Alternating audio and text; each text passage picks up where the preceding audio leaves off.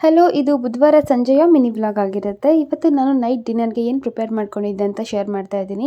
Mutton ತೊಗೊಂಬಂದಿದ್ರು husband. ಅದನ್ನ mutton keema vada ಮಾಡಿ ಸ್ವಲ್ಪ ಮಟನ್ ಕರಿ ಮಾಡೋಣ ಅಂತ ಅಂದ್ಕೊಂಡಿದ್ದೀನಿ.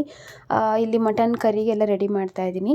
ಕೀಮಾ ವಡೆಗೆ ಇಲ್ಲಿ ನಾನು ಬೋನ್ಲೆಸ್ ಇರುವಂತಹ ಮಟನ್ ಪೀಸಸ್ನ ಹಾಕೊಳ್ತಾ ಇದ್ದೀನಿ. ಹಾಗೆ ಪಾಪಗೆ ರಾಗಿ ಸರಿ ಕೂಡ ಮಾಡಬೇಕಾಗಿತ್ತು. ಬೋನ್ಲೆಸ್ ಮಟನ್ನ ತಗೊಂಡು ನಾನು ಮಿಕ್ಸಿನಲ್ಲಿ ಒಂದೆರಡು ರೌಂಡ್ ಗ್ರೈಂಡ್ ಮಾಡ್ಕೊಂಡಿದ್ದೀನಿ. ಇದಕ್ಕೆ ಹಸಿಮೆಣಸಿನಕಾಯಿ, ಶುಂಠಿ ಬೆಳ್ಳುಳ್ಳಿ ಪೇಸ್ಟ್, ಈರುಳ್ಳಿ, ಕೊತ್ತಂಬರಿ ಸೊಪ್ಪು, ಕರಿಬೇವು ಇದಿಷ್ಟನ್ನು ಹಾಕೊಂಡಿದ್ದೀನಿ. ಜೊತೆಗೆ ಅರಿಶಿನದ ಪುಡಿ, chicken masala, garam masala, pepper powder, ಜೀರಿಗೆ ಪುಡಿ, ಹಾಗೆಯೇ ಸ್ವಲ್ಪ ಉಪ್ಪು, ಧನಿಯಾ ಪುಡಿ, ಅಜ್ಕಾರದ ಪುಡಿ ಹಾಕಿ ಚೆನ್ನಾಗಿ ಮಿಕ್ಸ್ ಮಾಡ್ಕೊತಿದ್ದೀನಿ.